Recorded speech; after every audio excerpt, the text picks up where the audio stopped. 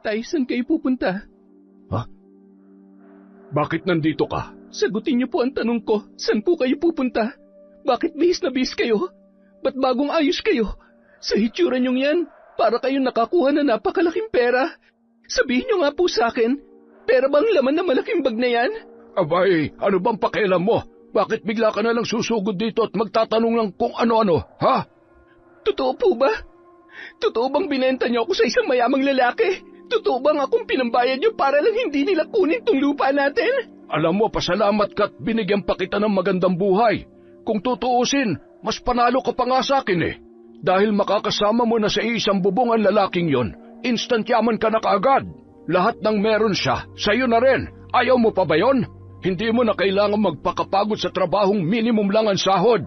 Pagsilbihan mo lamang siya, para ka nang nasa langit. Tapos magrereklamo ka pa rin, ha? Walang langit, Tay. Hindi ko maaabot ang langit sa ginawa niyo. Dahil kayo mismo naglagay sa akin sa impyernong buhay na to. Taon 1985, Makabebe, Pampanga. Alas 5:30 pa lamang ng umaga, naglalakad na si Lenny sa kahabaan ng kalsada. Galing siya sa Candelaria at umiikot sa mga karatig barangay para ilako ang panindang kakanin at almusal. Mahigit 10 taon na siyang naglalako, kaya halos kilala na siya ng mga residente sa bawat lugar na kanyang dinaraanan. Madalas siya pa ang hinihintay ng mga ito tuwing umaga, kaya bago pa sumikat ang araw ay nasa kalsada na siya. Pagsapit ng tanghali, kadalasan ubos na ang kanyang paninda. Sa ganoong oras, tumatanggap naman siya ng labada mula sa mga kapitbahay. Minsan, manipedi ang kanyang pinagkakaabalahan. At kapag gabi na, kung papalarin, may mga nagpapatawag din sa kanya para magplantsa. Lahat ng kanyang kinikita ay kanyang itinatabi para sa pang-araw-araw nilang gastusin. At kung may matitira, doon kinukuha ang pambili ng alak kapag inuutusan siya ng kanyang amang lasenggo na si Rodrigo. Nasa Masantol yung tatay mo kaninang umaga, ah. Nakita raw siya ng asawa ko. Nandun siya kina Ekti, nakikipag-inuman. Oo nga po eh. Siguradong mamayang hating gabi pa makakauwi yon. Hindi ka ba natatakot? Baka saktan ka na naman niya. Sanay na po ako. Yun na nga ang masama eh. Dahil mula pagkabata sinasaktan ka na niya, nasanay na ang katawan mo. Hindi ba sobra na yon? Ba't hindi mo pa iwanan yung tatay mo? Kawawa rin naman po kasi si tatay. Kapag may nangyari sa kanya, wala mag-aalaga sa kanya rito. Ang dami na pong may ayaw sa kanya. Ibig mo bang sabihin ay kahit ganun siya, aalagaan mo pa rin? Nako, kung ako sa'yo, iwanan mo na yan. Hihintayin mo pa bang may mangyari sa'yong mas masama? Hindi naman na po niya masyadong ginagawa yun ngayon. Medyo tumatanda na po kasi siya eh. Kaya kapag umuwi siyang lasing, madalas nakakatulog na lang agad. Hindi na po siya nagagalit kagaya ng dati. Kahit na, wala nang ibang ginawa yung tatay mo kundi mag-inom at magsugal. Hanggang sa tumanda na lang siya, puro alkohol na lang ang laman ng utak at katawan niya. Pati tuloy kami nag-aalala na sa'yo. Alam mo, marami akong kakilala sa Apalit at sa Malolos. Pwede kitang ilapit sa kanila kung sakaling gusto mo nang lumaya sa inyo. Salamat na lang po, Aling Marie. Hindi ko po talaga kayang iwan si tatay eh. Ngayon niya ako mas kailangan dahil tumatanda na siya at hindi magtatagal. Siguradong maiisip niya rin na mali ang ginagawa niya. Nararamdaman ko pong malapit na siyang magbago at matauhan. Nako, duda akong magbabago pa yon. Hindi rin lingid sa kaalaman ng mga tao roon na binubugbog siya ng kanyang sariling ama mula pagkabata. Sa kanya raw kasi isinisisi nito ang pagpanaw ng kanyang ina. Namatay yon habang siya ay ipinapanganak. Noon pa man, tutol na ang kanyang ama sa kanyang pagsilang. Ilang beses daw nitong ipinakiusap sa babae ang pagpapalaglag sa kanya dahil hindi pa raw ito handa sa responsibilidad. Pero nagpumilit ang babae Kaya naman bilang kapalit, lumaki siyang kinasusuklaman ng kanyang sariling ama. Nang gabing yun, umuwi na naman si Rodrigo na lasing. Nagulat pa si Lenny nang makita ang kanyang tatay na buhat-buhat ng 2 lalaking kainuman. Wala man lamang pasabi, basta na lang itong iniwan sa harapan ng kanilang bahay. Ni hindi siya binati o tinulungan ng mga yun matapos maipasok sa loob ang matanda. Nasa bungad pa lamang sila ng pintuan, nagsisigaw na agad si Rodrigo. Minumura siya habang pasuray-suray ang lakad. Dahil pawid lamang ang kanilang bahay, umaalingaw-ngaw ang boses nito hanggang sa kalsada. Kaya agad niya itong inalalayan papasok, saka mabilis na isinara ang pinto at mga bintana. Mahigit 1 oras tiniis ni Lenny ang paulit-ulit na pagmumura ng kanyang tatay, kung ano-ano ang ibinibintang nito sa kanya, kahit wala naman siyang ginagawa. Basta mabanggit lamang ang pangalan niya, kasunod na agad ang masasamang salita. Tuloy-tuloy lamang yon na parang sirang plaka, walang preno sa kanyang pagmumura. Sa mga ganitong pagkakataon, hindi na siya naiiyak, hindi na rin siya nalulungkot. Palibhasa mula pagkabata, yun na ang paulit-ulit na eksena nilang mag-ama. At dahil doon, tila naging kalyo na sa kanya ang sakit. Wala na ang takot, wala na rin ang kirot. Ang mas iniintindi niya na lamang ay ang pagtatrabaho, dahil kailangang may laman ang kanilang tiyan kinabukasan. Isang umaga, lumabas ng bahay si Rodrigo para manigarilyo at magpahangin. Wala na si Lenny nung mga oras na yun dahil siya ay naglalakuna ng mga paninda. Nilapitan si Rodrigo ng isa sa kanyang mga kakilala. Oy pare, wala kaya tang gimmick ngayon Ay, bukas pa. Pupunta ako kina Paring Pisok. Maghahanda sila ron. Ano? Di ba nung nakaraan kagagaling mo lamang kay Paring Ekte? Kay Paring Ekte yun. Iba naman tong si Paring Pisok. Tapos sa susunod na araw, kay Paring Dolfo naman. Ay, putya, walang pahingay ang atay mo Baka gusto mong bigyan ng day off yan, pare. Nako, sa hirap ng buhay ngayon, hindi ka pwede mag-day off. Naknang putya naman, oo. Iba talaga itong pare ko. Siyempre, ako pa ba? Nga pala, pupunta ka ba sa barangay ngayon? May programa daw sila para sa mga senyor. Nagbibigay daw sila ng part-time job. Bakit hindi mo subukan, pare, para may pagkakitaan ka rin? Sayang din yung bayad doon. Below minimum nga lang, pero 4 na oras lang naman ang trabaho. Malaking tulong na rin yon para sa ating mga senyor. Ikaw ba pare? Pupunta ka? Oo naman. Doon nga ako patungo ngayon Halika na, sumabay ka na sa akin. Wala akong papel pare. Tutulungan na lamang kita habang maaga pa. Halika na, dali. Ayoko.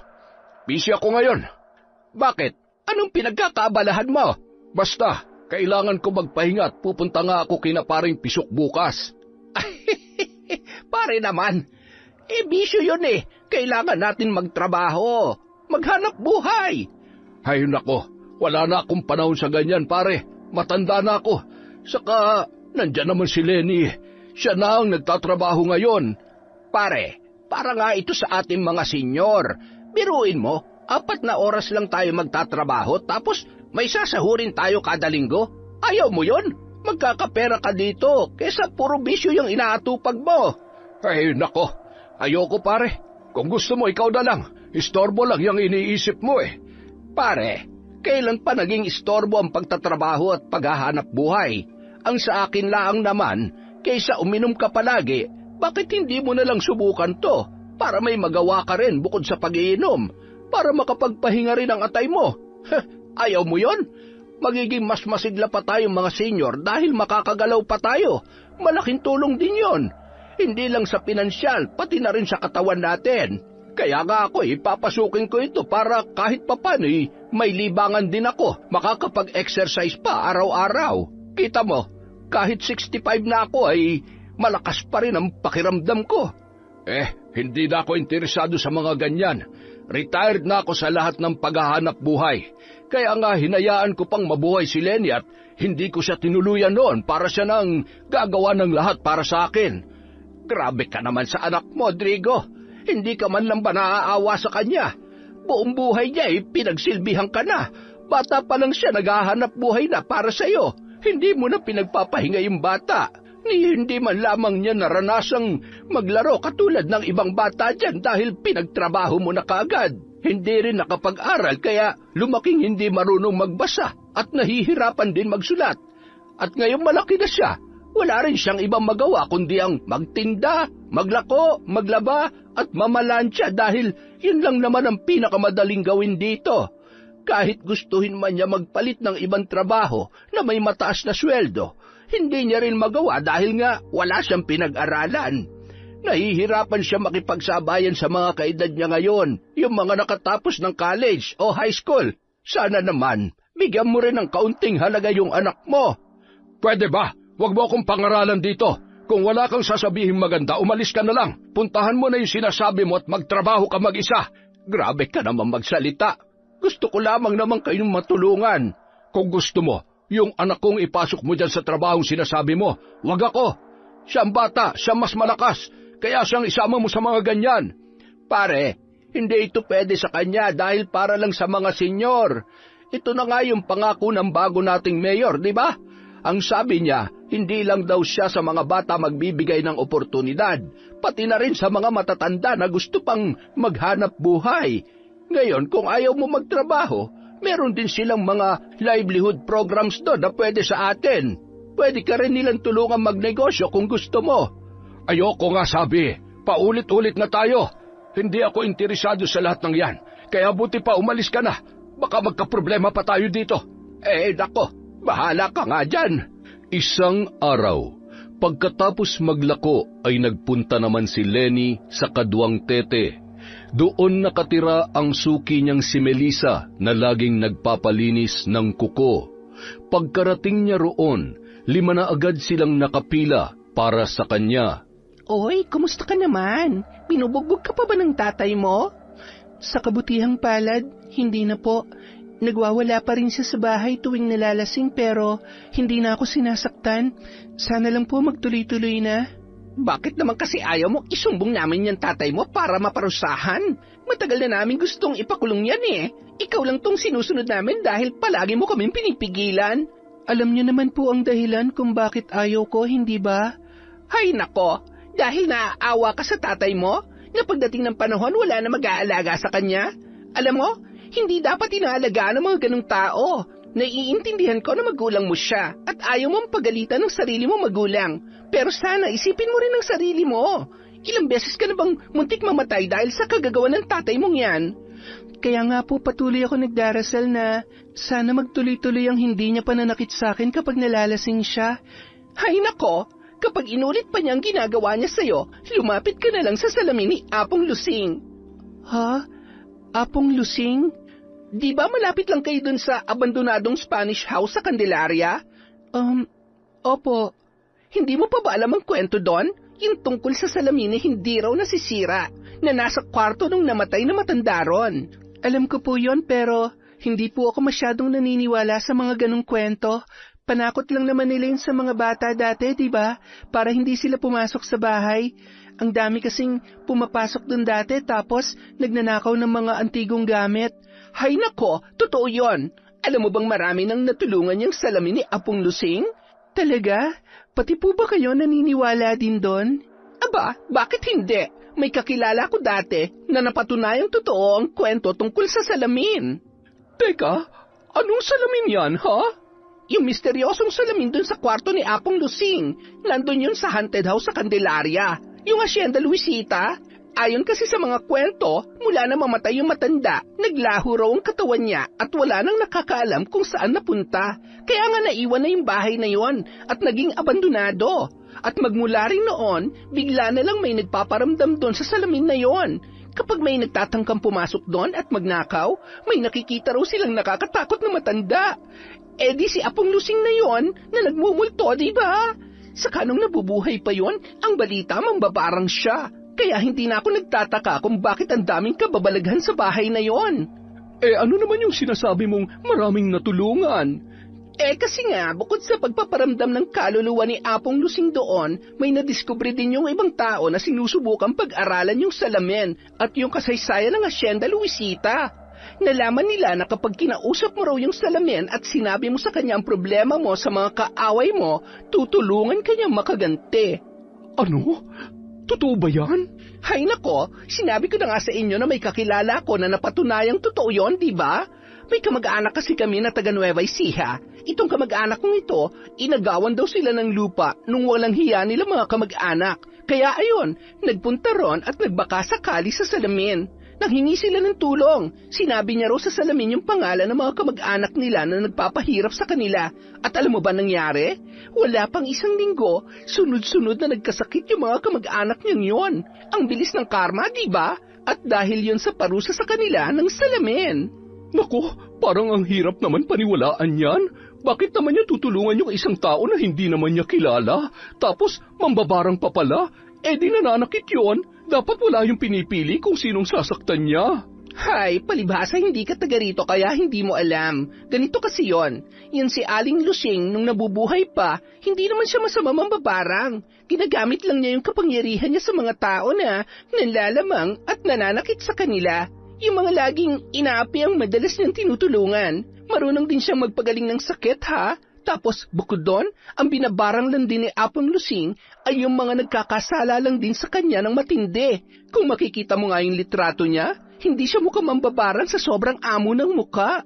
Mayaman din siya. Sarili niyang bahay yon. Hindi siya katulad ng iniisip niyo sa ibang mambabarang na nakatago sa mga baryo-baryo at ilag sa mga tao. Yung bahay niya bukas sa lahat para madali siyang lapitan ng mga nangangailangan. Ano ba naman kayo, Aling Melissa? Huwag niyo nang takutin si ate. Alam niyo nang hindi siya taga rito tapos tatakutin niyo pa? Baka hindi na bumalik dito yan para magbakasyon. Nako, sinasabi ko lang para alam din ng marami na hindi dapat katakutan ng bahay ni Apong Lusing. Sa sobrang dami kasing kumakalat na balita ngayon, kung ano-ano na lang ang pinakakalat ng iba para lang maging katakot-takot sa pandinig ng marami tungkol doon. Hindi nila alam kung gaano kabait si Apong Lusing sa mga inapi noong kapanahunan niya. Kahit na po, ang mga bagay na wala na dito sa mundo, hindi na masyadong pinag-uusapan. Hay nako, ikaw kailan ka ba lalapit doon? Para maparusahan na rin yung tatay mong adik at lasenggo. Sinabi ko na po, hindi na po yun kailangan.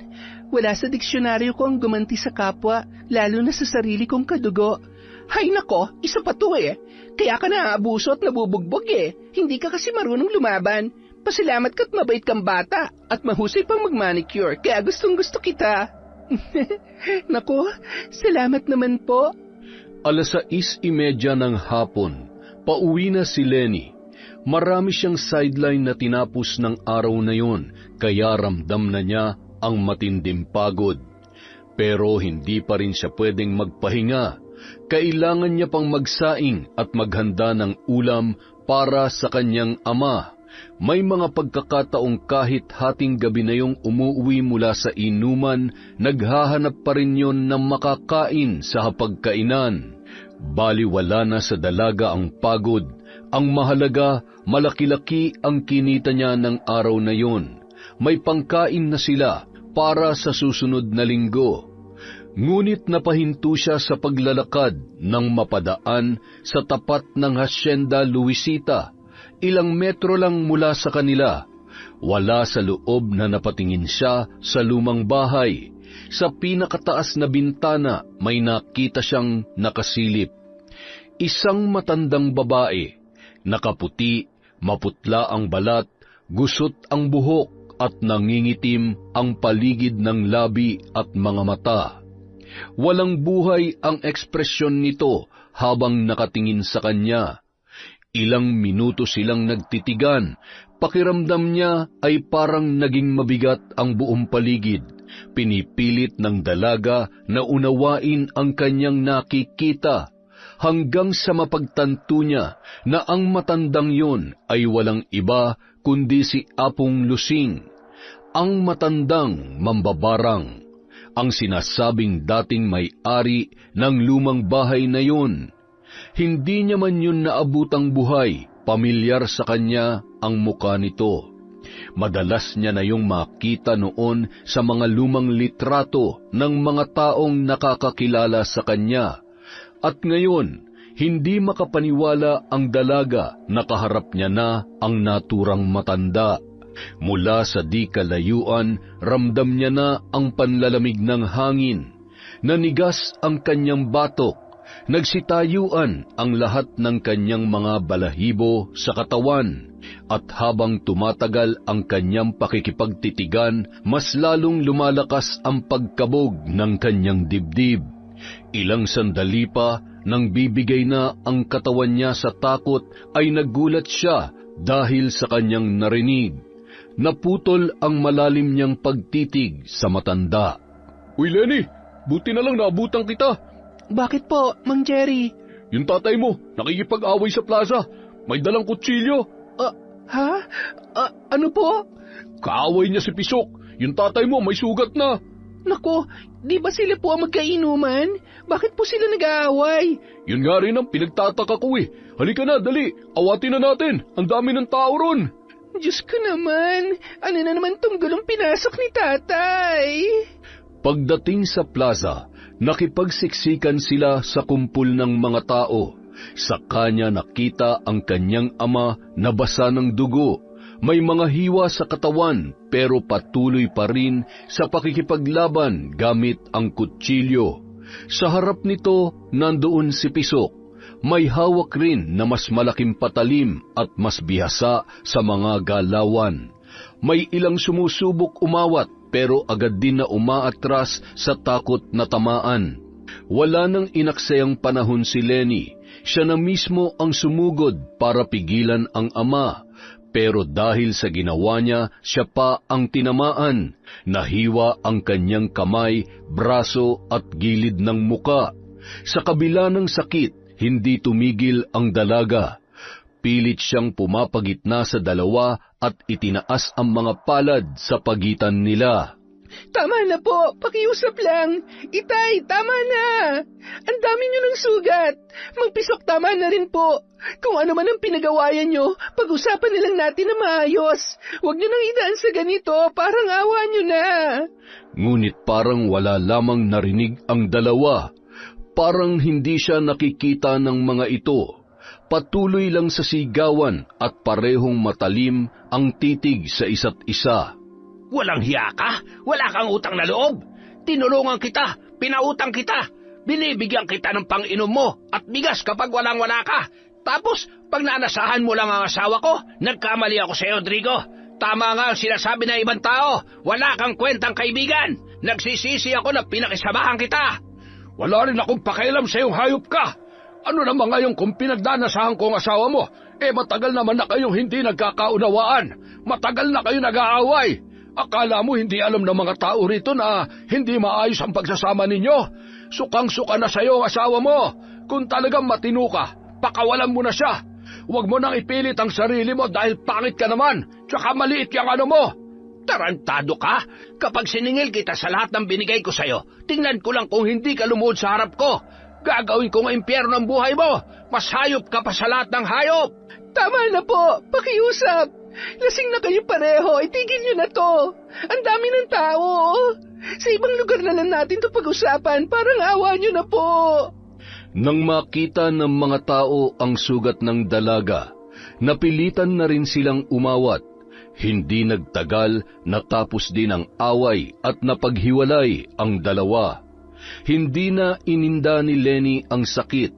Halos wala siyang maramdaman. Ang buong atensyon niya ay nasa kanyang ama na di hamak na masugatan, duguan at halos hindi na makatayo. Pagka-uwi nila sa bahay, muli pang nagwala ang kanyang ama. Nagbalak pa itong kumuhang muli ng patalim sa kusina para balikan ang kanyang kaaway. Pero pinigilan yon ni Lenny. Tatay, tama na. Pakiusap, huwag ka nang lumabas. Manahimik na lang po kayo rito sa bahay. Hayaan niyo na yung kaaway niyo. Lalo lang lalaki ang gulo kapag binalikan niyo pa si Mang Pisok. Hayop na lalaking yon. Babalikan ko talaga siya. Hindi pa ako tapos sa kanya. Tay, tama na sabi. Parang awa niyo na, huwag na kayong lumabas. Pwede ba wag mo nga akong pakialaman? Isa ka pang walang kwenta sa buhay ko eh. Umalis ka nga dyan. Tay, magpahinga na lang po kayo sa kwarto. Matulog na po kayo.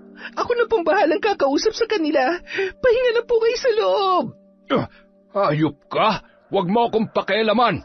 At wag mo akong hahawakan. Hindi na nakapagsalita pa si Lenny dahil sa sampal na yon. Akala niya yun na ang pinakamasakit na kanyang mararamdaman. Ilang saglit lamang sa kanya na nalipat ang galit ng kanyang ama, kaya muling naulit ang pambubugbog sa kanya. Matapos ang ilang buwan na pagkakapahinga niya mula sa pagmamaltrato nito, naulit na naman ang kanyang kinatatakutan. Siya naman ang pumapalahaw ngayon at nanghihingi ng saklolo dahil sa pananampal, panununtok at pananabunot na ginagawa ng kanyang tatay.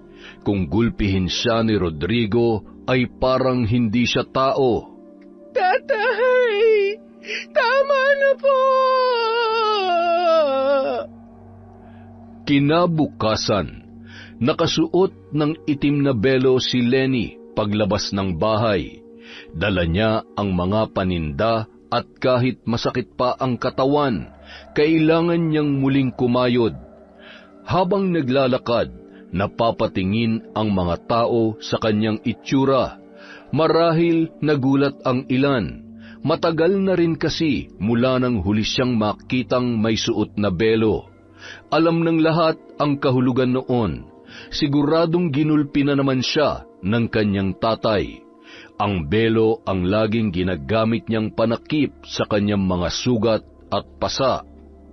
Bakas ang awa at pag-aalala sa mata ng iilan, pero gaya ng dati, wala pa rin silang magawa.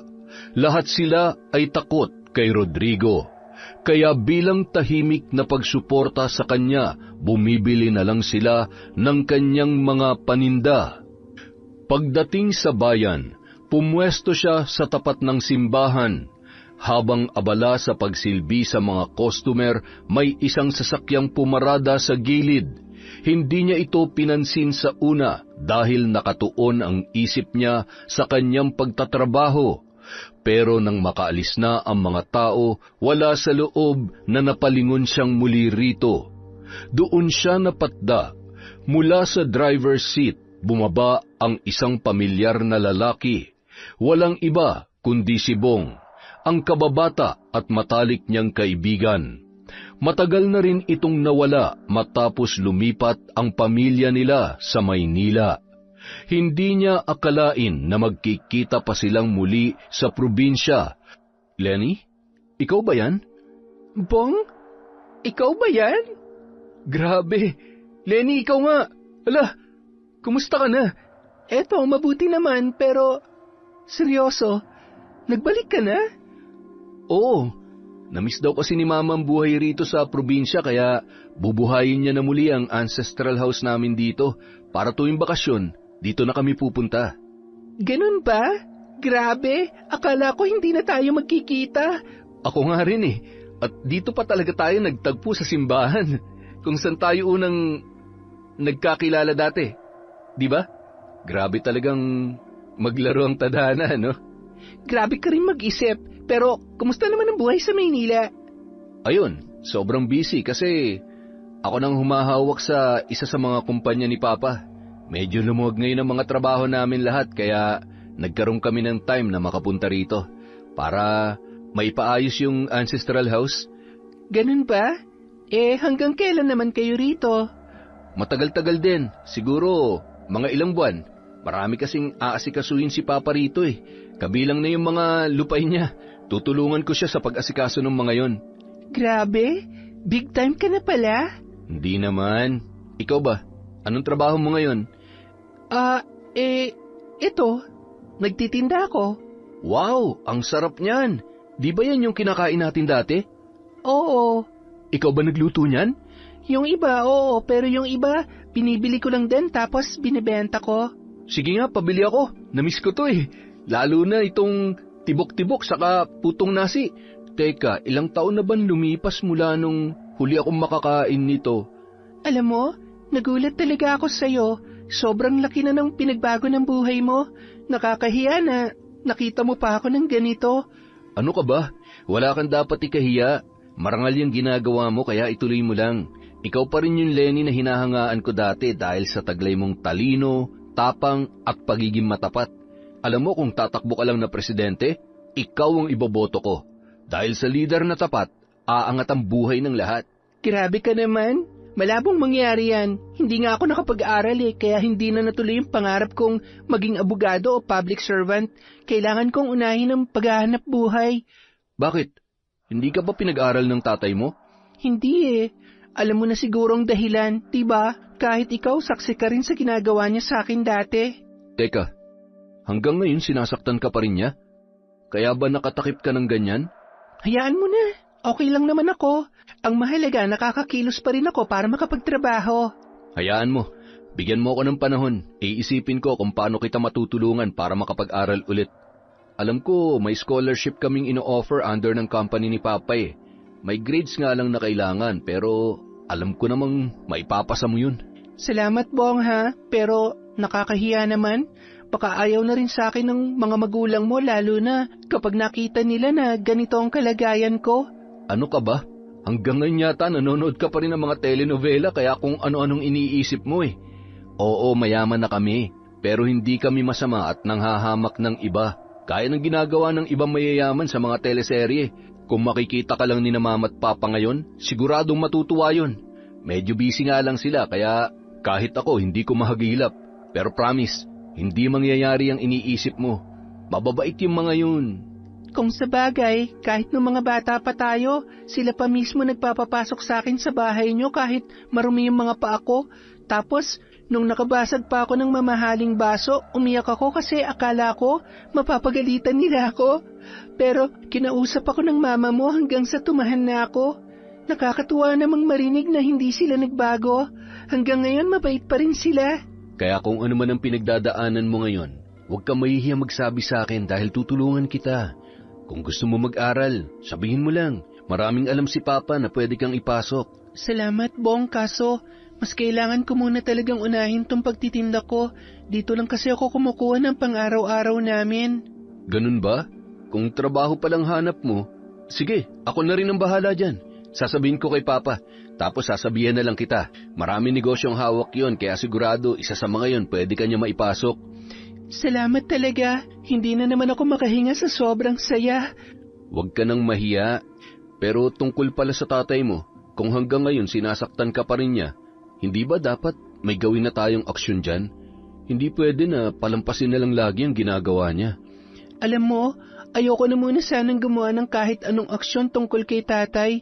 Ayokong lalo siya magalit sa akin. Nagbabaka sakali pa rin ako na balang araw lalambot din ang puso niya kapag sinunod ko na lang ang lahat ng gusto niya. Ano ka ba? Huwag kang umasa na magiging mabait pa siya kung hahayaan mo lang siyang saktan ka. Lalo lang masasana yun. Alam ko mapagmahal ka sa magulang dahil ang isa sa mga pangarap mo ay maranasang mahalin ka ng tatay mo, di ba?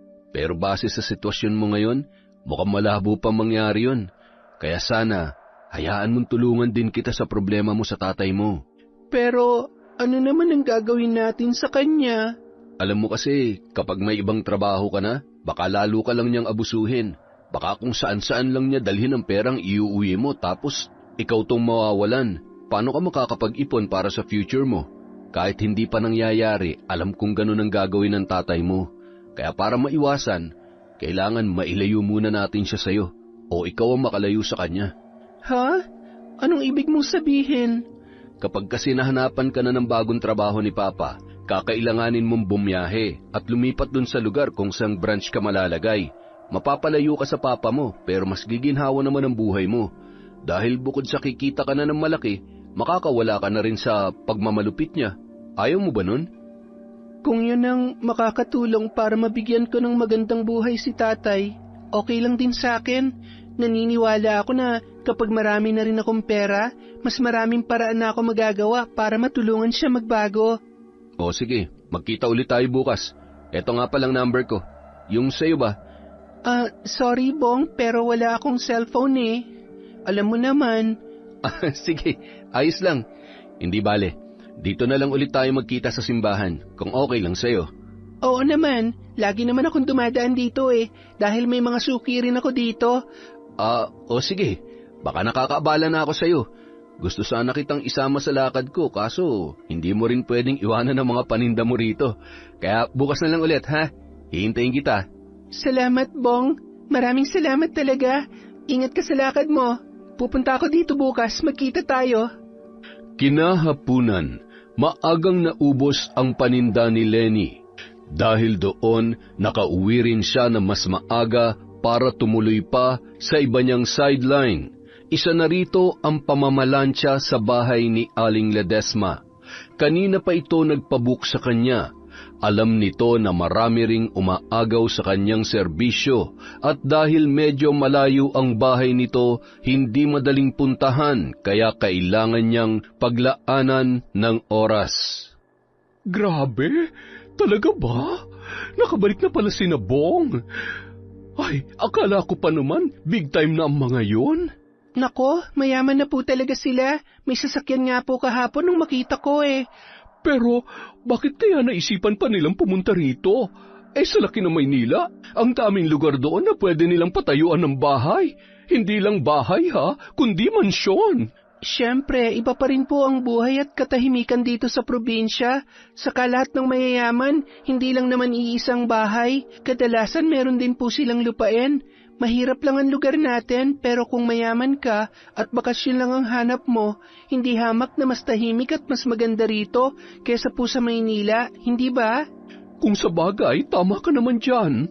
Pero teka, Lenny, asan na palang tatay mo? Balita ko nag-away sila ng kaibigan niyang si Pisok. Oo nga po eh. Ewan ko ba kung bakit bigla sila nag-away? Sila pa naman yung pinakamagkasundo dati. Ang sabi yung tatay mo raw ang pasimuno. Pinupormahan yata yung asawa ni Pisok. Grabe ang tatay mo ha. Asawa pa talaga ng matalik niyang kaibigan ang gusto niyang yariin. Kahit sino talaga magagalit sa kanya ron. Ang bait-bait ni Pisok eh. Noon ko lang siya nakitang naging ganun ka-agresibo. Kaya nga po eh. Ikaw, kumusta ka naman? Yung mga sugat mo, tatay mo na naman ba may kagagawan yan? Galos lang po ito nung inawat ko sila, saka hindi lang naman ako ang nasugatan, pati na rin yung iba pang umawat. Kahit na, wala na talaga sa tamang pag-iisip yan tatay mo. Nagkasugat-sugat ka na nga dahil sa kanya tapos hinayaan lang niya. Sigurado ako pagka-uwi nyo, hindi ka man lang niya kinausap. Hindi man lang humingi ng tawad sa nangyari na nagkasugat ka ng dahil sa kanya. Tama ako, di ba? Hayaan niyo na po yun. Saka nakatulog din kasi siya kagad noon, kaya hinayaan ko na lang. Kesa naman po magwala pa siya ulit sa labas. Alam mo, bakit hindi ka pumunta dun sa salamin ni Apong Lusing? Pasukin mo yung bahay niya. Alam ko marami daw pumupunta doon kapag gusto nila maghiganti sa mga nang-aapi sa kanila. Nako, meron na po nagsabi sa akin yan, pero ayoko. Wala po akong balak na pumunta ron. Ipagpapasa Diyos ko na lang po ang lahat. Kinabukasan, muling nagkita sina Bong at Lenny sa harap ng simbahan. Inilibre siya nito sa kainan at naglibot-libot na rin sila sa buong bayan. Habang naglalakad, tila walang sawang nagsalitan sila ng kwento at tawanan. Inabot na sila ng dilim, hindi pa rin sila nauubusan ng pinag-uusapan. Siya nga pala, Lenny, nakausap ko na si Papa. Sa factory sa San Fernando, may isa raw bakante. Hindi naman ganun kahirap ang trabaho, kaya pwede ka ron. May 1 buwan na training, pero may bayad din yon. Talaga? Mukhang maganda nga yan. Kaso, ang layo pa. San Fernando? Ano naman, total hindi naman kayo magkasundo ng tatay mo, kaya sigurado ko, kahit san ka pa mapunta, walang pakialam yun. Sa tingin ko, tama na tong pagkakataon para sa'yo. Sino mag-aalaga kay tatay kapag nalalasing siya? Nung nakaraan nga, napaaway pa siya at muntik na masaksak. Kung wala ako ron, sigurado napahamak na siya. Huwag mo na kasing pangunahan ng swerte. Saka isipin mo rin ang sarili mo. Huwag mong pinag-iisip yung tatay mo. Kung talagang mahal mo siya at gusto mo mabigyan ng magandang buhay, tanggapin mo na tong trabahong to. Dahil mas marami kang magagawa kapag marami ka ng pera. Ikaw na rin ang nagsabi nun, di ba? Oo nga pala, kung sabagay tama ka, sa palagay ko rin, mas malakas ang tsansang magbago ang tingin sa akin ni tatay kapag nakita niyang asensado na ako. Doon ko rin siya mabibigyan ng mas magandang buhay. Salamat, Bong, ha? Ano palang sabi ng papa mo sa akin? Siyempre, natuwa siya. Masaya siya para sa akin dahil nagkita na raw tayo ulit. Alam din naman nila kung gaano tayo ka-close nung mga bata pa tayo. Buti naman kung ganon. Sige, Bong, sabihin mo na lang sa akin kung kailan ako pwedeng pumunta doon para maihanda ko ng pamasahe ko, pati na rin kung anong isusuot ko para makabili o makahiram ako. Sigurado ka na?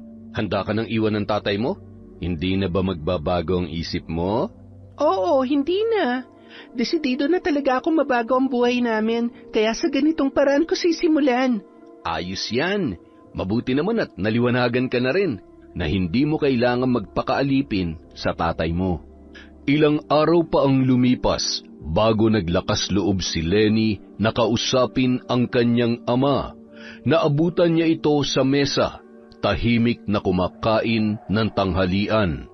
Habang hindi pa yon umaalis, sinamantala niya na ang pagkakataon.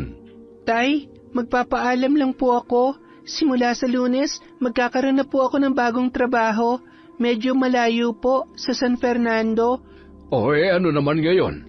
Kapag kasi nagsimula na po ako ron, lagi na po akong wala rito sa bahay, mula umaga hanggang hapon. At dahil sa layo ng biyahe, baka lagi na rin po akong gabihin ng uwi.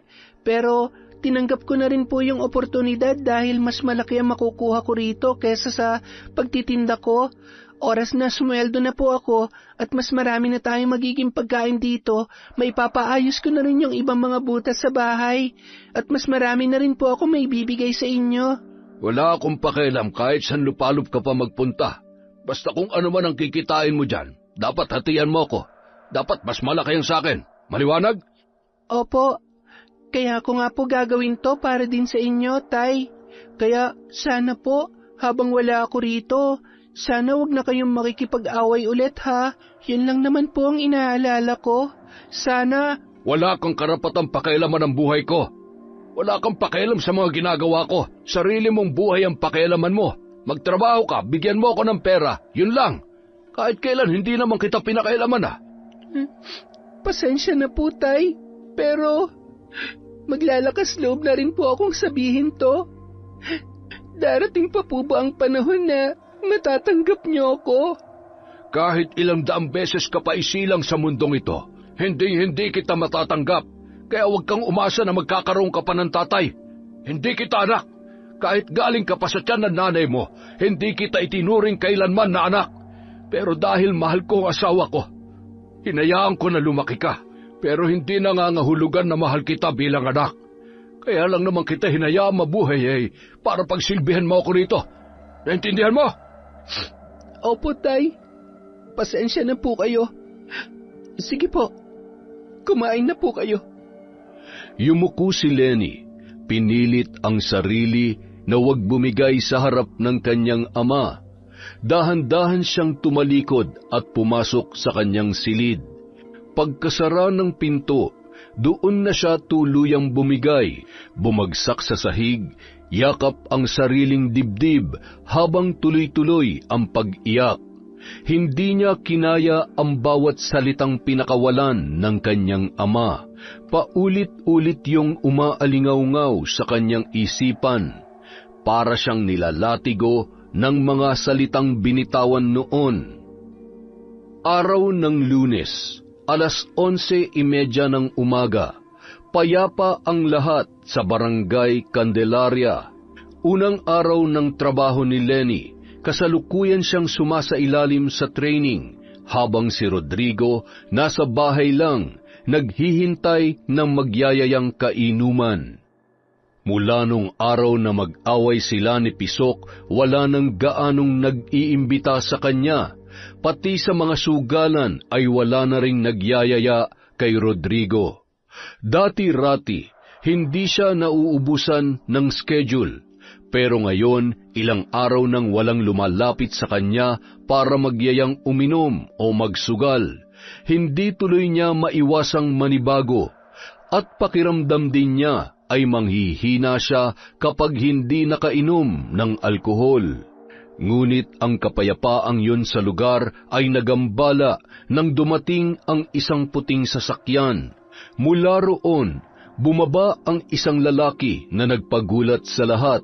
Matangkad ito, makapal ang bigote, may suot na sombrero at may hawak na baston. Uy, si William yun, di ba? Si William Fernandez? Oo nga no. Anong ginagawa niyan dito? Akala ko ba matagal nang nasa ibang bansa yan? Ba't siya nagbalik pa? Ay naku po, Diyos ko. Delikado to. Mukhang gulo na naman to. Marami ang nag-atrasan na magsimulang maglakad si William, kasama ang 5 sa mga assistant nito na pawang mga nakaitim na uniforme. Hindi nila alintana ang sikat ng araw.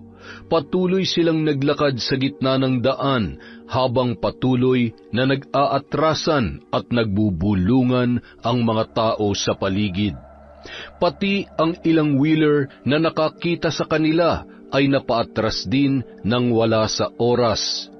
Maya-maya pa, nakarating si William sa harap ng bahay ni na Rodrigo. Nagkataong nasa labas ang matanda at nagpapahangin, kaya agad silang nagkita. Mabilis nag-iba ang timpla ng anyo nilang dalawa matapos magkaharap. Inayos naman ni Rodrigo ang tindig nang siya ay lapitan ni William. William Fernandez, ikaw ba yan? Nag-iisa lamang ako sa mundo, Rodrigo. Hindi ka na dapat nagtaka. Alam ko, talagang nag-iisa ka lang sa mundong ito. Kaya nga ang daming takot sa iyo rito hindi ba? Mabuti naman at alam mo. Kumusta ka na? Base sa itsura ng bahay mo, pati sa forma mo halatang wala ka pa ring asenso. Sino ba nagbigay ng permiso sa iyo para pakialaman ang buhay ko, ha? Sa pagkakaalam ko kasi, wala naman akong atraso sa iyo para balikan mo ako rito. Bakit ka nagbalik? At bakit mo ako pinuntahan? Masyado ka namang feeling special, Drigo. Bukod sa iyo, may iba na akong mga pinuntahan dito. Nung nakarang araw pa ako nandito, katunayan nga ikaw na ang huli kong sinadya. Okay, sige na. Ano ba ang dahilan at nagbalik ka pa rito? Akala ko'y masarap na ang buhay mo ngayon sa Amerika dahil sa mga illegal mong negosyo. Kung makapagsabi ka naman ng illegal, makikinabang ka rin dito. Pero dahil gusto mong malaman kung bakit ako nandito, sige, sasagutin kita. May ipapatayo kasi akong Sky Tower project dito sa Candelaria. At base sa pag-aaral namin, malaki-laking lupa ang kakailanganin namin para sa project na ito. Isa ang lupa nyo sa mga tatamaan. Ah, talaga? Ano ang gusto mo mangyari? Wala naman. Gusto ko sanang makuha yung lupa nyo para wala nang maging hadlang sa project ko. Siyempre, hindi ko naman kukunin yan sa inyo ng walang bayad. Kaya nga sabi ko sa iyo, huwag mo masyadong nilalait ang mga illegal kong negosyo dahil isa ka rin sa makikinabang dito. Alam mo, William, hindi ako pinanganak kahapon para magpauto sa iyo. Ilang beses mo nang ginawa yan sa mga tao. May umunlad ba sa kanila? May mga nakatanggap ba? Kaya huwag mo na akong subukang silawin sa iaalok mo dahil wala naman yang katotohanan. Ibig mo bang sabihin, hindi mo ibebenta sa akin ang lupa mo, Drigo? Dito ko ipinanganak at lumaki. Hindi ko iiwan ang sarili kong lugar para lang sa mga katulad mo. Kung gusto mo, maghanap ka na lang ng ibang lugar na patatayuan ang proyekto mong yan. Bakit ka pa nagbalik dito para mangagaw ng lupa? Siguradong gusto mo lang ipagyabang ang kabuhayan mo ngayon. Gusto mong ipakita sa mga tao kung gaano ka makapangyarihan dahil nung bata ka, binubugbog ka lamang ng mga tao rito. Tama ako, hindi ba? Ay, ano ba naman yan, Drigo? Nag-aalok lamang ako na maayos dito. Bakit naman napunta na sa ungkatan ng nakaraan ang usapan? Kung ayaw mo, di wag. Hindi naman kita pipilitin. Pero alam mo naman siguro ang kapalit kapag hindi ko nakuha ang gusto ko. Hindi ba? Sige, William. Kung hindi ko ibebenta sa iyo ang lupa ko, ano ang sinasabi mong kapalit na yan? Simple lang naman. Hindi ba may anak ang dalaga? Nasaan siya ngayon, ha? Wala siya rito. Nasa trabaho. Trabaho? Ang swerte mo naman sa anak mo. Kahit pinagmamalupitan mo siya, hindi pa rin pala umaalis sa poder mo. Akala ko naman ay matagal na siyang naglayas o matagal nang namatay. Hay nako, wala nang pupuntahan ang usapang ito. Kunin mo na ang lahat sa akin. Huwag lamang ang lupa at bahay ko. Ah, ganon? Kunin ko lahat sa'yo? Anong ulit ang pangalan ng anak mo? Lena ba? Lenny. Gusto mo si Lenny? Sige, ibibigay ko siya sa'yo. Total, wala naman akong pakialam sa babaeng yun eh. Iyong-iyo na siya. Matagal ko na rin naman siyang gustong mawala sa buhay ko. Ah, ganun ba? Kung yan ang gusto mo madali naman akong kausap. Sigurado ko na hindi ka magsisisi, Drigo. Ay, nako. Alam mo na hindi tatalab sa akin ang kahit anong paninindak mo, William. Dahil minsan na kitang natalo sa suntukan ng mga binata pa tayo. Wala kang laban sa akin eh. Kaya kahit gaano ka pakayaman ngayon, walang magagawa yan kapag binali ko ang mga buto mo. Pero pagdating sa anak ko, wala kang magiging problema sa akin dahil kahit anong oras, handa ako na ibenta siya kahit kanino. Pero sinasabi ko sa'yo, hindi mura si Lenny, ha? Walang problema. Kung gusto mo, sweldohan pa kita buwan-buwan eh. Gusto ko lang din magkaroon ng babaeng makakasama. Nakakalungkot din kasi kapag puro pera na lamang ang nahahawakan ko. Gusto ko ring makahawak ng babae. Naiintindihan kita dyan. Alam ko naman din na kahit gaano ka pakayaman, walang babaeng pumapatol sa iyo dahil isinumpa ka yata. Pero huwag ka mag-alala. Sasabihin ko sa iyo ang schedule ng anak ko sa trabaho niya. Pagkatapos, kayo na ang bahala kung paano niyo siya kukunin. Pero siguraduhin mo lang na maibibigay mo sa akin ang halagang kailangan ko. Sige, tsaka na natin pag-usapan ng lupa. Magkano bang gusto mo? Gaya ng ipinangako ko sa iyo, ibibigay ko ang halagang gusto mo kapalit ng anak mo. Tapos meron ka pang buwan-buwan na makukuha sa akin bilang benepisyo. Basta, wala nang bawian ha. Oras na mapasaki na si Lenny, hindi mo na siya pwedeng bawiin. Kahit na bayaran mo pa ako para tanggapin siyang muli sa buhay ko, hindi ako papayag. Kaya iyong-iyo na siya. Isaksak mo sa baga mo hanggang sa labasan ka. Ayos. Dahil nagkakasundo na tayo, pupunta na ako sa iba ko pang kliyente. Sige, gagawa lang ako ng adjustment sa Sky Tower project dahil mukhang hindi ko na yun maipapatayo rito. Buti na lang at naalala ko kung gaano kaganda ang anak mo kaya makakalusot ka sa akin ngayon. Ay, kapag naaalala ko talaga ang batang yon, napakaganda niya.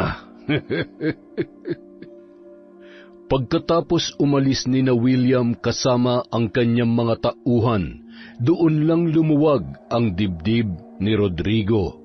Aminado siya na kahit natalo niya na yun dati sa suntukan, may takot pa rin siyang nararamdaman sa pwede nitong gawin sa kanya. Mabuti na lamang may anak siya na handa niyang ibenta kahit kanino. At nagkataon na kursunada yun ng lalaki, kaya hindi na siya nahirapang kumbinsihin ito na huwag isama ang kanyang lupa sa bibilhin noon. Sa mga sumunod na araw, muli silang nagkita ni William at personal nitong iniabot sa kanya ang halagang hinihingi niya kapalit ng kanyang anak. Ayan, 20 million. At buwan-buwan may 20,000 ka sa akin. Siguro naman wala ka ng magiging angal dyan, hindi ba? Sinunod ko lang yung halagang hinihingi mo. Ano ka ba? Walang problema sa akin to. Ayos na ako rito. Salamat dito, William, ha? Buti na lang tumupad ka sa usapan natin at hindi mo ko itinulad sa ibang kinakausap mo na pinapatay mo lang para makatakas ka sa mga pangako mong hindi mo natupad. Ay, ano ka ba?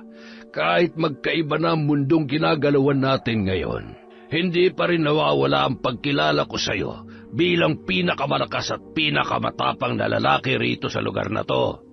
Kahit nga yung mga dating gang ay takot na takot sa iyo, di ba? Pero teka, ito na ba yung anak mo ngayon? Yang nasa picture? Oh, siya yan. Maganda, di ba? Artistahin. Birhen pa yan, kaya siguradong tiba-tiba ka dyan. Kuhang-kuha niya talaga ang lahat ng gusto ko sa panlabas na anyo ng isang babae. Hindi na ako makapaghintay na maangkin siya, Rodrigo.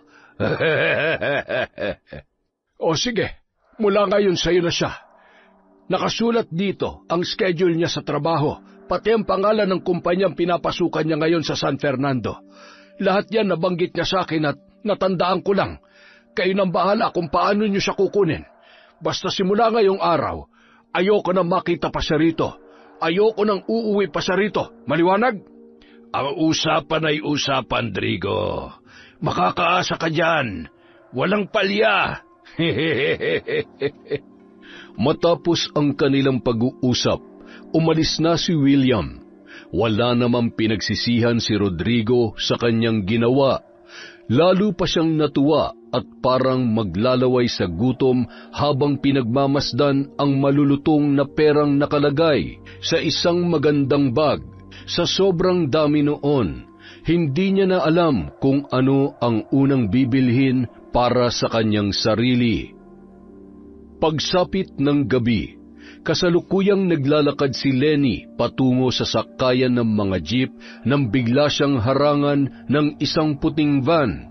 Pagbukas ng pinto, agad nagsitakbuhan ang 5 kalalakihan patungo sa kanya. Nakatakbo pa siya pero hindi rin nagtagal ay nahuli siya ng mga yon. Sinubukan niyang pumalag, ngunit sa isang suntok lamang ng lalaki sa kanyang sikmura, agad na siyang nawalan ng malay. Nang magising ang dalaga, natagpuan niya ang kanyang sarili sa isang malaki at malambot na kama. Napapalibutan ng mamahaling kagamitan ang paligid, at lahat ng nakikita niya sa bawat sulok ng silid ay pawang magagara. Biglang nagbukas ang pintuan. Tumambad sa kanya ang isang matangkad na lalaking nakahubad. May makapal na bigote at kahit may edad na ang itsura, halatang batak pa rin sa ehersisyo ang katawan. Gising ka na pala, Lenny. Sino ka? Anong ginagawa ko rito? Nandito ka sa bahay ko. Huwag ka matakot. Hindi naman ako nangangain ng tao. Baka nga, masarapan ka pa sa gagawin ko. Wag! Hindi! Pakawalan mo ako! Huwag ka nalang magwala o manlaban para hindi na tayo magkaroon pa ng problema. Sino ka ba? Anong kailangan mo sa akin? Nandito ka dahil pag-aari na kita. Kaya pwede kong gawin ang lahat ng gusto ko sa'yo. Hayop ka! Wala kang karapatang gawin to sa akin at sa kahit na sinong babae. Meron, dahil binili na kita. Pero grabe, ang ganda mo pala talaga sa personal. Ngayon lang kita nakita ng ganito. Tulang! Saklala! Kahit anong sigaw mo rito, walang makakarinig sa'yo kundi ako lang. Kaya kung gusto mo pang makalabas dito, huwag mong painitin ang ulo ko, ha? Madali naman akong kausap eh. Basta pagbigyan mo lang ako. Parang awa mo na. Maawa ka sa akin. Pakiusap. Gaya ng sinabi ko, kung gusto mong payagang kitang makalabas pa rito at makapasok sa trabaho mo, pagbigyan mo lang ako. Walang masamang mangyayari sa'yo. Muling nagsisigaw ang dalaga nang magsimulang gumapang ang lalaki sa kama. Sinasadya nitong gawing malademonyo ang anyo para lalo siyang matakot at panghinaan ng loob. Alam mo ba kung bakit ka nandito ngayon? Dahil ibinenta ka sa akin ng iyong ama, si Drigo. Ano? Siguro hindi mo pa ako kilala, pero kami ng tatay mo, kilalang kilala namin ang isa't isa. Kaya wala kang dapat ipag-alala. Malaki ang tiwala sa akin ng iyong ama, kaya sana tanggapin mo na rin ako. Kapag napasaya mo ako, pasasayahin ko rin ang buhay mo. Sisiguruhin kong titingalain ka na marami at hindi mo na kailangan magtrabaho pa sa minimum na sahod para lang mabuhay. Dahil ako, kayang-kaya kitang bigyan ng marangyang buhay. Yun ay kung tatanggapin mo lamang ako sa buhay mo. Hayop ka! Hindi! Ilang beses sinubukang pumalag ng dalaga pero sa huli wala rin siyang nagawa para ipagtanggol ang kanyang sarili. Makailang ulit siya nitong hinalay ng gabing yon. Kahit anong sigaw at pagpalahaw ni Lenny hanggang sa loob lamang ng silid nakakarating ang kanyang naghihinagpis na tinig. Kinabukasan, muling dumating ang sasakyan ni na William sa barangay Candelaria. Huminto ito sa harap ng bahay ni na Rodrigo. Pagbukas ng pinto, si Lenny agad ang unang bumaba. Buhaghag ang buhok at tila wala sa ayos ang suot na damit.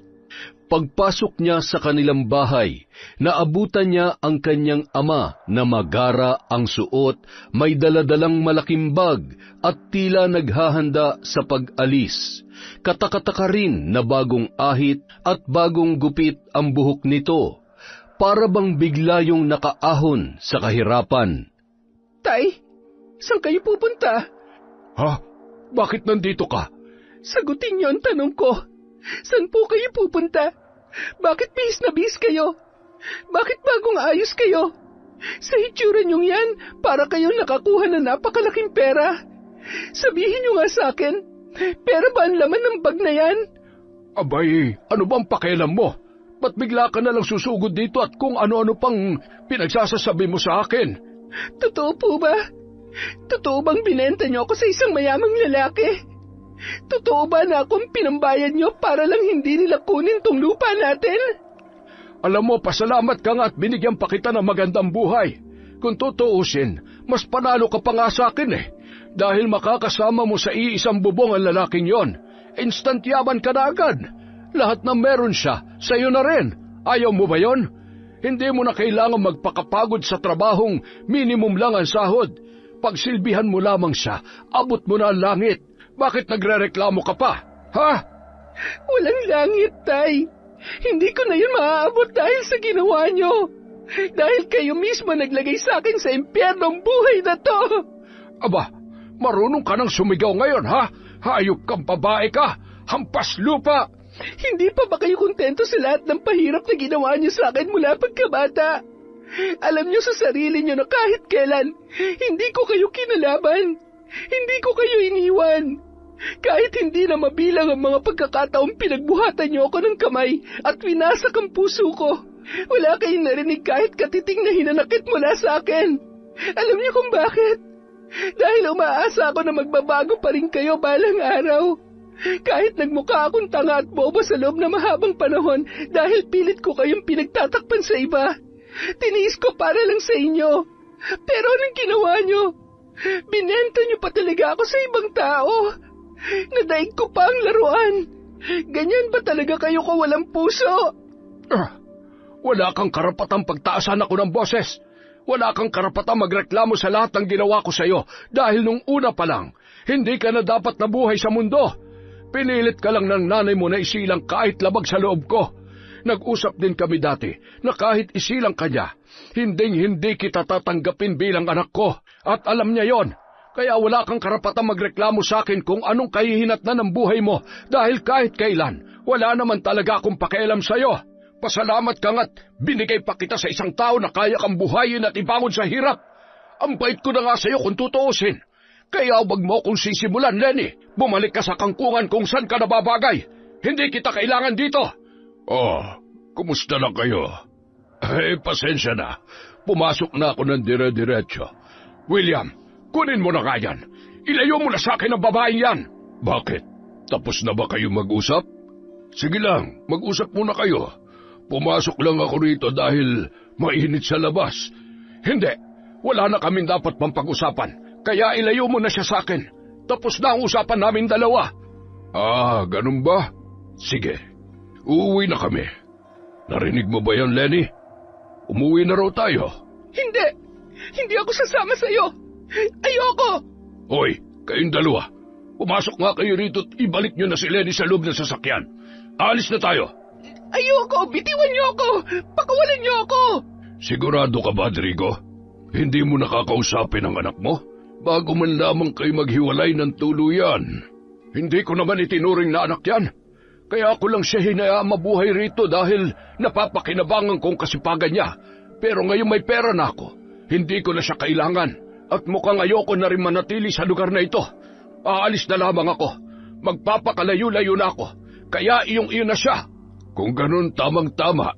1 buwan lang naman ako magbabakasyon dito. Yung mga gagawin kong negosyo ay ipapasikaso ko na lamang sa mga tao ko. Babalik din ako sa Amerika at baka isama ko na lang siya doon. Bahala ka kung anong gusto mong gawin sa kanya. Basta yung usapan natin. Buwan-buwan. Oh, hindi ko nakakalimutan yan. Hindi mo na kailangan ipaalala pa. Ang mabuti pa, magbukas ka na lamang ng bangko para dun ko na lamang ipapahulog ang pera. Sige, magpapaturo ako. Salamat, Trigo. Sa wakas, may naibigay ka ring isang bagay na magiging malaking kapakinabangan para sa akin. Ayoko! Tay! Pigilan niyo sila, Tay! Anak niyo pa rin ako! Manahimik ka nga dyan! Nabibingin ako sa'yo!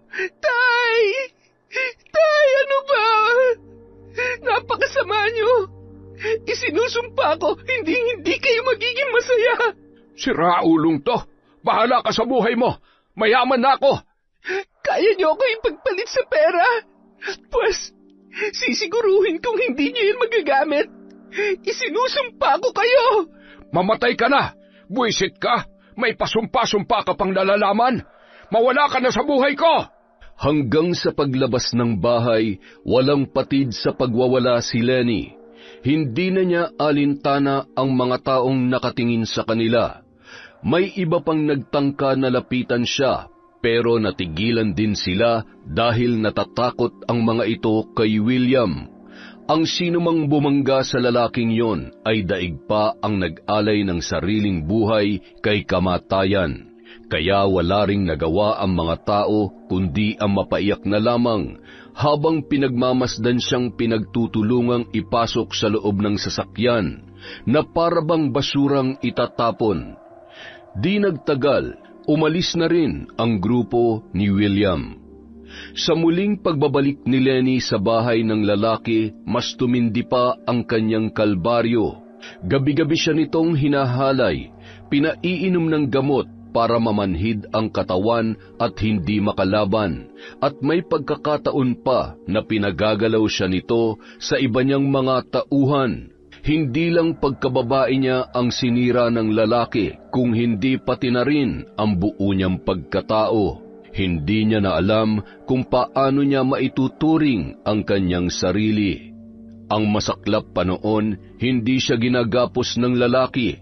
Hinahayaan lang siyang makagala sa bawat sulok ng mansyon at pati na rin sa labas ng hardin. Pero hindi rin niya magawang makatakas dahil napakataas ng bakod. Isang araw, walang kabuhay-buhay siyang naglakad at lumabas sa likod ng bahay patungo sa malawak na hardin. Wala siyang ibang ginawa roon kundi ang maupo, maglakad, umupong muli at amuyin ang mga bulaklak. Ang hardin lang na ito ang nagbibigay ng ginhawa sa kanya kahit papaano dahil sa mga mababangong halimuyak ng mga imported na bulaklak. Dito lang din siya nakakasagap ng sariwang hangin na kahit papaano ay nakakapawi sa bigat ng kanyang dinadala. Sa kalagitnaan ng kanyang pagmumuni-muni, bigla siyang nakarinig ng isang pamilyar na boses. Laking gulat niya nang masilayan ang lalaki. "Lenny!" Bong, anong ginagawa mo rito? paano ka nakapunta rito? Dumaan ako sa likod ng dalayap. Yun kasi ang alam kong pinakamalapit na lugar dito sa mansyon ni Don William eh. Teka sandali, huwag kang didikit sa gate na yan. Meron yung kuryente. Alam ko, kilala ng pamilya kong pinanggalingan ni Don William, kaya kabisado ko ang galawan niya. Pero bakit ka nagpunta rito? Masyadong delikado, tsaka paano mo nalaman na nandito ako? Ang dami nakakita sa iyo noong nakaraang linggo kung paano ka kinaladkad ng mga tauhan niya. Balita ko nga, ang tatay mo pa mismo nagbenta sa iyo eh. Totoo ba yun? Ayoko sana malaman mo to, pero oo, totoo lahat na narinig mo, Bong. Binenta ako ng sarili kong ama sa walang hiyang lalaking yun. Hayop talaga siya. Wala siyang kwentang ama. Walang kwentang tao. Ang sarap niyang sapakin. Salamat sa pagbisita, Bong. Pero hindi ka dapat magtagal dito. Baka mahuli ka pa nila. Hindi rin talaga ako magtatagal, Lenny. Ayoko mahuli nila tayo at baka kung ano pang gawin nila sa'yo. Pero gusto talaga kitang makita. Ilang beses ko nang sinubukang pumasok dito eh. Ngayon lang ako nagkaroon ng pagkakataon. Salamat, Bong. Maraming salamat talaga. Siya nga pala, kaya rin ako nagpunta rito para ibalita sa'yo na hinahanap na ng kapulisan ng tatay mo. Isinumbong na namin siya sa mga pulis, kaya hindi magtatagal. Pananagutan niya ang lahat ng ginawa niya sa'yo. Maraming tumistigo kaya tumibay ang ebidensya laban sa kanya. Kaso nga lang... Bakit, Bong? Ano naging problema? Si Don William, hindi namin kayang banggain eh. Pasensya ka na, Lenny ha. Kahit ang pamilya ko wala ring magawa. Dahil sobrang yaman talaga ng Don William na yun. Kayang-kaya niyang baligtarin ang sitwasyon. Kaya para madaig natin siya, kailangan pa natin makahanap ng mas malaking butas sa kanya. At yun ang gagawin ko habang nasa labas ako. Gagawa ako ng paraan para mapabagsak siya. Ikaw naman, magpakatatag ka. Magtiis ka lang muna rito. Alam kong masakit pero hanggat maaari, huwag ka munang manlaban para hindi ka saktan ng walang hiyang yun. Hindi pa itong huling pagkikita natin, Lenny. Babalikan kita. Oo, Bong. Hihintayin kita. Maraming salamat. Pero may isang paraan akong naiisip. Isang mas mabilis na paraan kung gusto mong makalaya ka agad. Ano naman yun? Alam kong mahirap pero pwede mo bang lambingin si Don William? Ano? Gawin mong lahat para payagan kanya makalabas. Kahit saglit lang. At magagawa mo lang yun kapag nakuha mong tiwala niya. Alam kong mahirap gawin pero yun lang ang nakikita kong paraan para makalabas-labas ka dyan. At kapag nagawa mo na, puntahan mo yung salamin ni Apong Lusing. Siguro ito na ang tamang pagkakataon para humingi ka ng tulong sa kanya. Mahirap kalaban si Don William. Kahit ang kapulisan, kayang-kaya niyang kontrolin. Ang salamin na lang ni Apong Lusing ang pag-asa natin. Pero, totoo ba talaga yon? Wala namang mawawala kung susubukan mo, di ba? Tsaka, kahit hindi mo to gustong gawin, kailangan mo pa rin talagang kunin ang tiwala ngayon ng lalaking yon para hindi ka niya higpitan. Pag nagkataon, mahihirapan na tayong magkita at makapag-usap pa. Sige, susubukan ko. Matagal na pinag-isipan ni Lenny kung gagawin ba niya ang suhestyon ng kanyang kaibigan. Pero bigla siyang mayroong naalala. Sumagi sa isip niya ang araw kung kailan niya nakita ang kaluluwa ni Apong Lusing sa bintana ng lumang bahay. Hindi kaya isa yung pahiwatig na mayroong katotohanan ang kwento tungkol sa misteryosong salamin. Nawawalan na siya ng pag-asa at sa sitwasyong yun, lahat ng paraan ay handa niyang gawin, makalaya lamang sa demonyong matanda. Pagkalipas ng ilang linggo, nagkaroon ng pagkakataon si Lenny na makalabas. Kahit labag sa kanyang kalooban, pinilit niyang kunin ang tiwala ng lalaki sa pamamagitan ng hindi pagpalag tuwing siya ay ginagalaw nito. May mga pagkakataon na tumutugon din siya sa bawat halik at haplos ni Don William.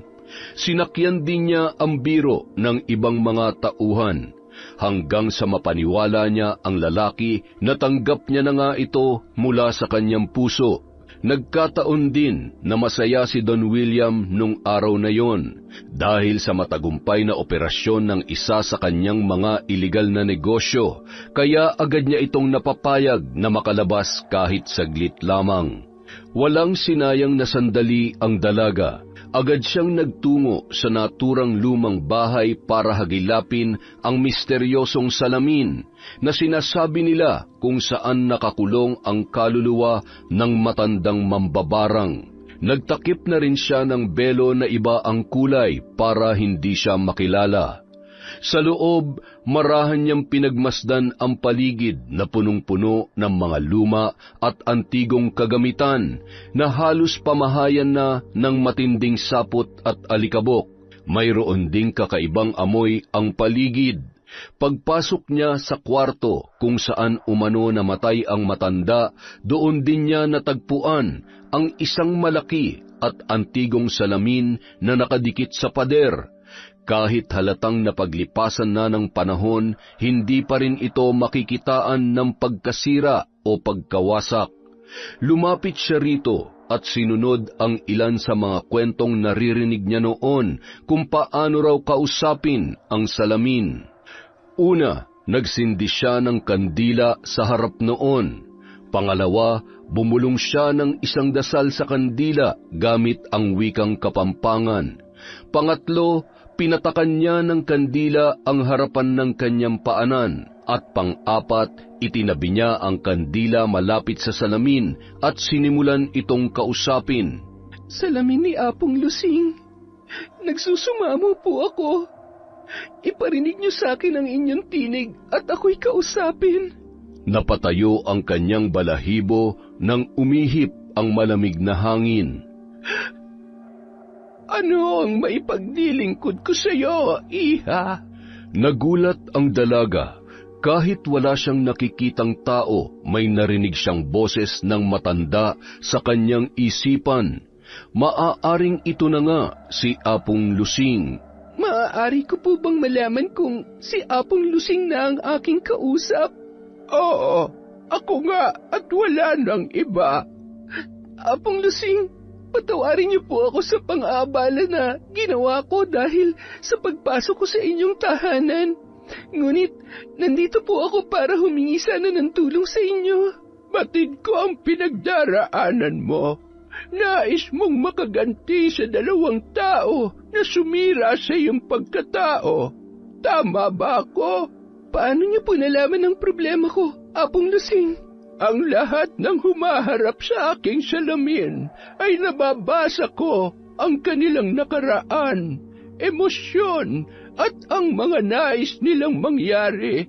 Kaya walang sino man ang pwedeng magsinungaling sa akin. Marami nang nagtangka rito na gamitin ako para sa pansarili nilang interes. Kaya naman sila mismo ang aking pinarurusahan bago pa sila makapagsalita sa aking harapan. Kung ganon, siguro'y nababasa niyo naman po ang aking saloobin, Apong Lusing. Alam niyong walang bahid na kasinungalingan ang mga sasabihin ko sa inyo. Naniniwala ako sa iyo. Nakikita ko ang liwanag sa iyong puso. Sa wakas, dumating ka na rin sa harap ng aking salamin. Ikaw ang matagal ko nang hinihintay na humingi ng tulong sa akin. Paano niyo po ako matutulungan sa sitwasyon ko, Apong Lusing?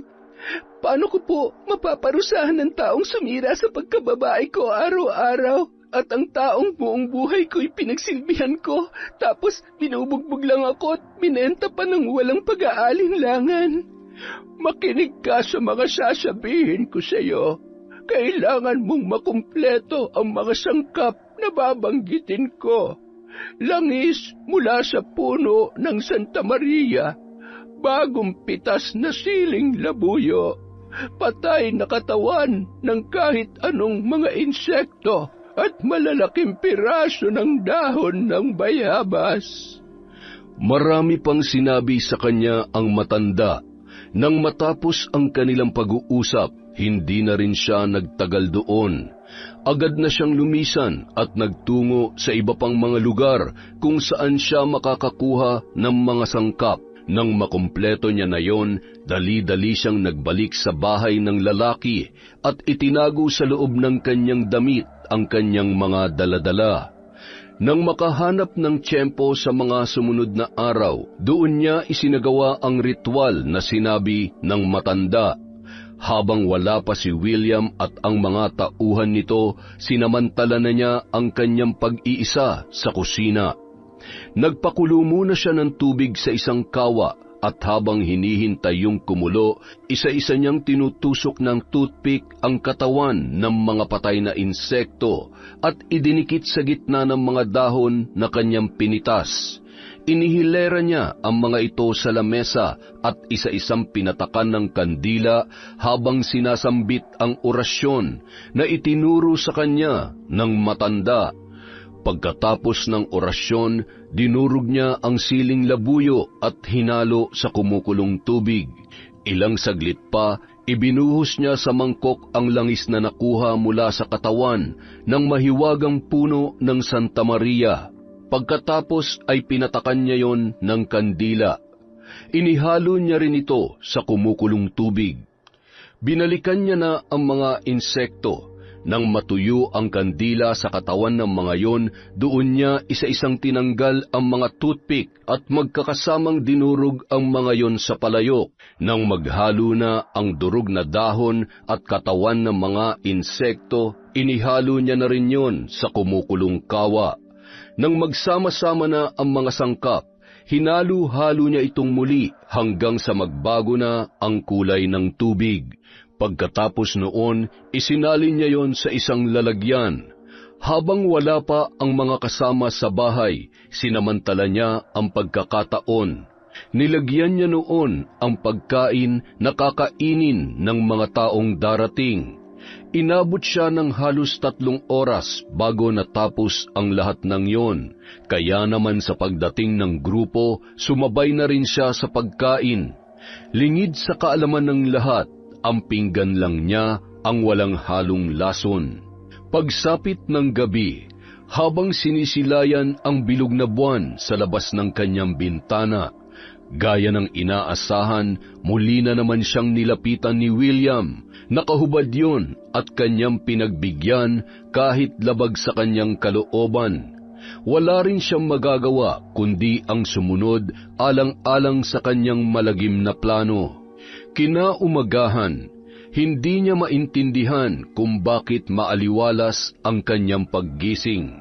Sa isang iglap ay tila nawala ang bigat ng kanyang kalooban dahil sa pangahalay na ginawa sa kanya ng lalaki. Bumangon na siya at nilingon si William sa kanyang tabi. Ganun na lamang ang kanyang pagkagulat na makitang naaagnas na ang katawan nito. Butas-butas ang balat, tinubuan ng nabubulok na sugat at ginagapangan ng mga insekto ang nakaawang na bibig. Bukod sa masangsang na amoy, halos humapdi rin ang kanyang mata tuwing kanyang pinagmamasdan yun. Agad siyang bumangon at lumabas ng kwarto. Pagbaba niya sa sala, sumalubong naman sa kanya ang bangkay ng mga tauhan nito. Lahat sila ay pawang naagnas din. Butas-butas ang balat, tinubuan ng nabubulok na sugat at may mga insekto sa bibig. Lahat ng nakakain ng lason na kanyang tinimpla ay sabay-sabay na naagnas ng araw na yon. Ganun kalakas ang bisa ng pambabarang na itinuro sa kanya ng mahiwagang matanda sa misteryosong salamin sa Hacienda Luisita. Sa paglabas niya sa impyernong bahay na yun, sunod naman niyang hinanap ang kanyang ama. Dahil sa ginawa nito sa kanya, wala na rin siyang natitirang awa. Ilang oras niya rin yung hinanap. Natagpuan niya yon sa madalas nitong pinupuntahan sa kabilang bayan. Tulad ng kanyang inaasahan, nasa inuman na naman yon at nagbibilang ng pera. Pagkatapos, iniabot yon sa kanyang kainuman. Palibhasa tiba-tiba na sa pera, kaya mukhang ito naman ngayon ang nagpapakitang gilas naman libre.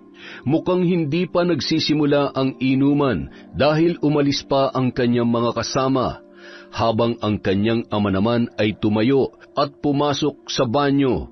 Yun ang pagkakataong kanyang hinihintay. Pumasok siya sa loob at nilapitan ang lamesa. Nakita niyang may laman pa ang baso ng kanyang ama. Ibinuhos niya roon ang natitirang laman ng bote, saka siya umalis. Nagtago si Lenny sa isang sulok at pinagmasdan ang pagbabalik ng kanyang ama. Nakita niyang umupo muli yun sa pwesto at ininom ang natitirang laman ng baso. Doon lang siya tumayo at naglakad papalabas ng bar. Kagaya ng nangyari kay William, ilang sandali lamang matatapos na rin ang buhay ng kanyang ama. Kinabukasan, habang siya ay naglalakad, isang balita ang nasagap niya sa mga tindera ng isda sa palengke. Uy, nabalitaan niyo ba? Patay na raw si Rodrigo. Talaga? Bakit? Ano raw ang nangyari? Ay nako Diyos ko, hindi ko alam kung nakulang ba o nabarang. Pero kung nakita niyo lang yung katawan niya kaninang umaga, ay Diyos ko po, siguradong babangungutin ka. Bakit? Ano ba kasi nangyari? Ay nako, natagpuan na lang na punit-punit ang balat. Merong mga sugat tapos parang naagnas na raw kaagad. At ang matindi pa, may mga insekto na gumagapang sa kanyang bibig. Ay nako! Hindi na tinapos ni Lenny ang pakikinig sa usapan. Nilisan niya na agad ang palengke at nagtungo sa bahay ng matandang mambabarang. Gaya ng ibinili ng matandang babae sa salamin, kailangan daw niyang magbalik doon sa sandaling matapos na ang parusang ipapataw niya sa 2 tao na kanyang kinamumuhian. Inulit niya ang ritual para muling makausap ang matanda. Makapangyarihang salamin ni Apong Lusing, nagsusumamo ako sa iyo. Iparinig mong muli sa akin ang iyong tinig at ako'y kausapin. Makalipas ang ilang sandali, muli siyang nakarinig ng boses sa kanyang isip habang nakatitig pa rin sa kanyang sariling refleksyon. Ikinagagalak kong makita kang muli. Kung ikaw ay nagbalik dito, nangangahulugang natapos mo na ang iyong misyon. Naparusahan mo ng 2 tao na salot sa iyong buhay. Tama ba ako? Tama po kayo, mahal na Apong Lusing. Ipinagpapasalamat ko po ng buong puso ang inyong pagtulong sa akin. Sa wakas, malaya na po ako sa kanila. At ito na rin ang tamang panahon para ako'y makalaya rin sa salamin na ito. Salamat at natagpuan kita, Iha. Ikaw ang perpektong instrumento para ako'y muling makatawid sa mundo ng mga tao at magkaroon ng sariling katawan. Ano po? Ano pong ibig niyong sabihin, Apong Lusing? Sa lahat ng mga lumapit dito, sa iyong pagkatao ko lang nakita at naamoy ang pinakamalakas na sangkap para makabalik akong muli sa mundo. Ang iyong puso at kaluluwa ang magbibigay sa akin ng katawan upang muling mabuhay. Kaya ako'y kinulong ang aking sarili sa salaming ito upang hintayin ang panahon na makatagpo ng isang katulad mo na magiging instrumento para ako'y mabigyan ng panibagong katawan. Pero wala po ito sa usapan natin, Apong Lusing. Lingid sa kaalaman ng lahat. Oras na ako ay humiling sa isang mortal. Hindi mo ito pwedeng tanggihan. Dahil sasapitin mo rin ang kaparehong sumpa at sakit na iyong ibinigay sa mga taong pinarusahan mo ng malupit na barang. Kaya hindi ka pwedeng tumanggi sa aking kahilingan. At ang hiling ko ay ikaw ang maging bago kong katawan. Ha? Hindi po ako papayag. Ayoko. Wala ka nang magagawa, Iha. Nanlaki ang mga mata ni Lenny nang biglang lumitaw sa salamin ang isang agnas na muka ng matanda. Galit na galit yun sa kanya at halos yumanig ang paligid sa tindi ng pagsigaw noon. Parang pilit yung kumakawala sa salamin at hinihila ang kanyang katawan. Ngunit bago pa yon magawa ng matanda, agad niyang binato ng gamit ang salamin at mabilis na nabasag. Batid niya na hindi ito nawawasak at mabubuuring muli, kaya naman pinaghandaan na niya ang kanyang pagbabalik doon. Lingid sa kaalaman ng matanda, nakapagtanong na siya sa ibang tao tungkol sa karanasan nila sa paglapit sa salamin. Ayon sa kanila, may pagkakataon daw na bigla yung humihiling ng kung ano-ano matapos matupad ang kanilang misyon. At kapag hindi na pagbigyan, pinarurusahan niya ng malagim na barang ang kanyang biktima. Alam na ni Lenny ang tungkol doon, kaya naman bago siya bumalik, nagdala na siya ng binditadong tubig na may basbas mula sa simbahan. Isa yon sa makapangyarihang instrumento para palayain ang hindi matahimik na kaluluwa na ayaw lumisan sa kanyang pinamumugaran. Binuhusan niya ng binditadong tubig ang basag na salamin at sinabayan ng taimtim na pagdarasal. Nakita pa niya kung paano yun umusok na animoy nasusunog. Hindi niya yun tinigilan hanggang hindi na uubos ang laman ng bote. Pagkatapos, hinalughog niya rin ang buong silid hanggang sa matagpuan niya ang ilan sa mga librong ginagamit ng matanda sa pambabarang. Sinunog niya ang lahat ng yun, pati ang iba pang kagamitan na maaaring pagmulan ng kapangyarihan. Sa paglabas ng dalaga, hindi na yun muling lumingon pa at nilisan na ang lugar. Yon ang lupit ng mambabarang sa likod ng salamin. Maraming salamat po ulit sa walang sawang pagsuporta sa Kwentong Enteng. Dahil dyan, meron po ulit tayong shout out. Simulan natin kay Cinderella Faith Tams. Hello po kay Jennifer Sacris, kay Ariana Fia Vitale, kay Roslyn Jimenez, sa Alde Family of Negros Occidental from Rico Alde. Hi po kay Josefina Fuelias. Hello kay TVJ Rosie Hedorio. Kay Len TV2. Hello po kay Maria Fe Berina. Hi kay Emily Cosino. Kay Maria Lina Kagawa. Kay Alfaida. Scarlet Sky Maniego. Sa mga kaklase ni Kurt Mina sa ICP Santa Maria, Bulacan, David De Guzman at Heo Kenshin. Hi kay Jace, JC, Jatson Ombao from Janisa, Toledo. Hello po kay Lydia Lopez, Lady Dam, Mardy Suski, kay Elaine Cardiente, kay Nestor Bandigan. Hello po kay JC, kay Nena Dayuno, Arnel Claridad, kay Kiarsa, kay Alona de la Cruz, hello kay Red Gaspar, kay Basanta Mila, hello po kay Kirby Joan, Kirail, Jaira at Keith from Gail Alfajardo. Hi kay Catherine Sumagaysay, kay Eva Ferrer, hello po kay Corazon Kakalda, kay Merly Pura, kay Cherry Pie Abraham, hi kay Hev Shanmi, kay Virginia Belay, kay Marites at Benson Sumanting, hello po kay Rosette Ersando, kay Prince Jose, kay Liana Tina, hi kay Myra Lizano, kay Vicky Abenoja, hello po kay Fredeliza de Guzman, hello kay Cherry Mukbang ASMR, kay Sonia Gonzalez Pedrina, Shauma TV, hello po sa Vibora Tattoo, Reyes at Gawaran Family of Madrid, Spain from Lea Gawaran Rivera. Hello po kay Diana de la Cruz, kay Cirila Cosme, kay Rowena Caicong.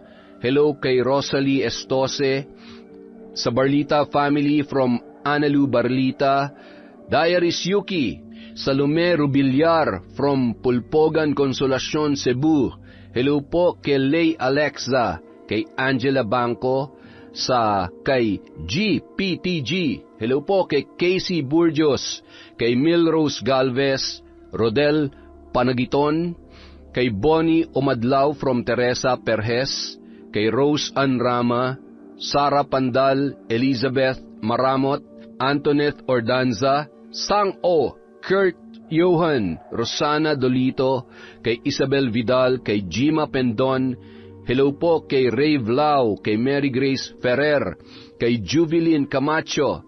Hello kay Gemma De Leon, kay Tita Tessie, Ami Almonte, Lynette Reparado, Merly Fatalia, Teresita Toralba, Ami Viray, Hana Caballes. Hello kay Michelle Espinar, kay Marilu Jerico, kay Josefina Jimenez, kay Nora Humantok, kay Janet Cantiga, Luzminda Esteves, kay Arsham TV, kay Charissa May Estelioso, kay Jules Puno Balingon, kay Lady Diocades, kay Elvira Blanco from Antique, hi po kay Ryan Banyago, kay Pastor Estebar Lugod Caballes at Buhay Family from Blue 90.